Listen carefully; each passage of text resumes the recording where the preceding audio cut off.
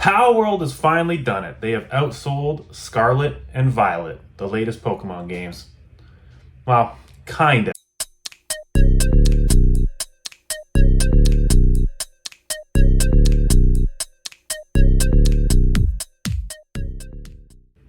So before this video starts, I just want to say one thing, because the last couple videos I did on Palworld, you guys seemed a little confused that I was either hating on one franchise or the other. That is not the case at all. I'm a huge Pokemon fan. I have loved Pokemon since they first came out, and I have been a Palworld fan as well. I checked it out, probably put about 30 hours or so into the game. I didn't finish it, but I'm not huge on those survival games, but I did enjoy it for what it was, and it was fun. But yeah, I've been a Pokemon fan forever.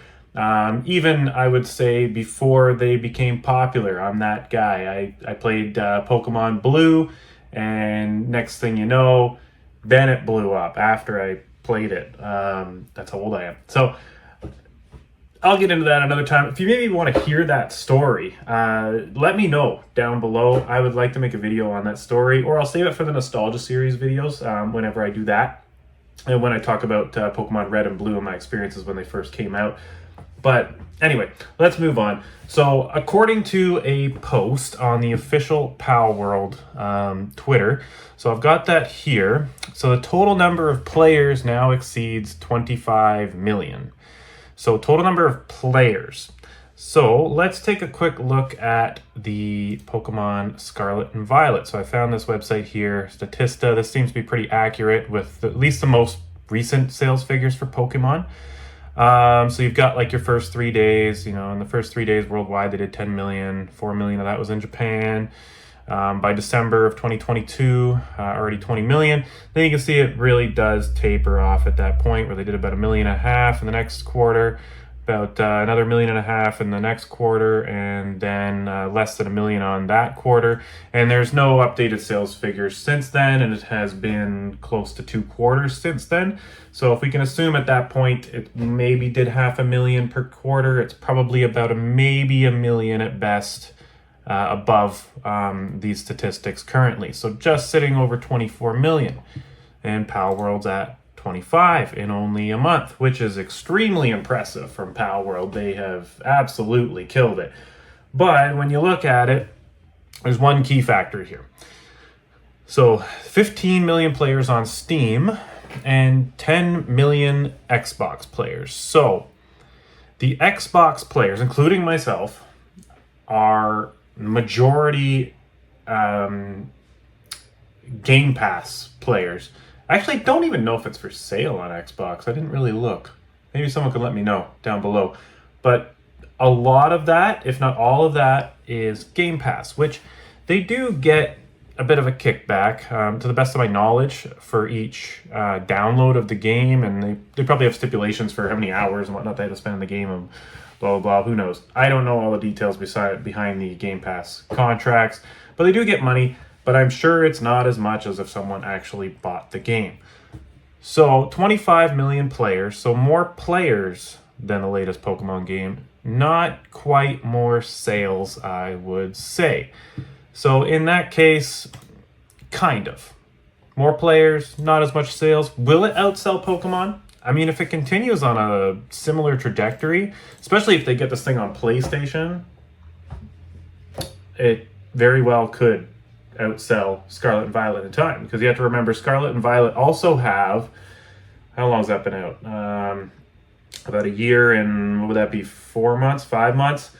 So it has quite a bit of months on top of Palworld to get those sales. And you can see actually that most of those sales were done in the first 3 months. Palworld's probably going to be the same thing. In the first 3 months, most of the sales will probably be done. So at this point, maybe in the next 2 months, maybe there'll be another 3-4 million, and then it'll kind of taper off. And at the end of the day, it could very well outsell Pokemon Scarlet and Violet.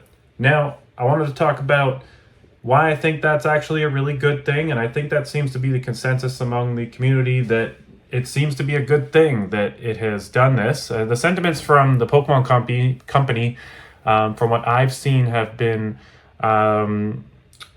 kind of going in a a positive way for us, the consumers and the Pokemon fans, where I think they're really starting to see that they can't just keep pumping out the same garbage over and over again. Like, I'll be honest with you, Scarlet and Violet, for me, better than Sword and Shield, I'll give it that, but they're not great. It's a clunky mess. Half the Pokemon aren't there anymore. It's not what it used to be.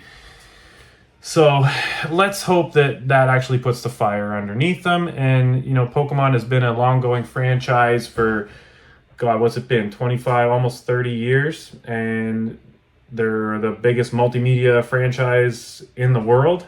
I mean, if they want to keep that momentum for the next 25, 30 years, I think the Pokemon Company is seeing that we can't keep going down this same trajectory of just pumping out crap, especially in this world now where, back in the day when it was all 2D pixels and everything, where they could pump out a game every couple of years. But with the move into HD and 3D, they can't keep doing that. And hopefully, what I really want to see from the Pokemon Company, well, Game Freak, I guess, is the one that needs to kind of step up. I remember reading some articles, and Game Freak, I think they have somewhere around 150 employees, something like that. Let's see if there's some information on that. How many employees? So what does that say? 212. That's a pretty small staff. So from what I understand, Game Freak likes, I can't remember where I read this article, but it was with the CEO or the head developer or whoever he is. I can't remember his name. But he was talking about how they like to keep like a tight-knit squad in there, but for the scale and scope of their games and for what they need to accomplish and what they need to do to stay relevant in this market, they really need to either hire or they need help. So they need to offload some of this work, whether maybe Monolith Soft or another company like that is good with these open world style games could maybe give them a hand.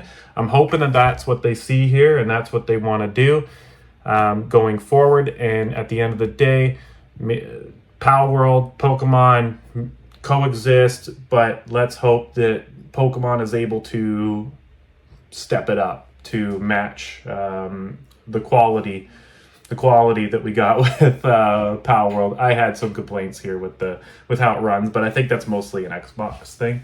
But anyway, let me know what your thoughts are down below on this. Do you think Palworld in time is going to outsell Scarlet and Violet? Do you think it might come even, just barely pass it? I think that in time, I think it's going to come up just short, unless they get it on PlayStation. Then it will definitely pass Pokemon.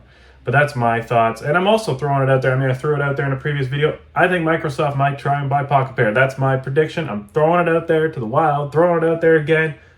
I'm throwing it out there. They're going to buy Pocket Pair. It's going to happen. Might be a year, might be 2 years, might be 3 years. They're going to do it. They're going to make it happen.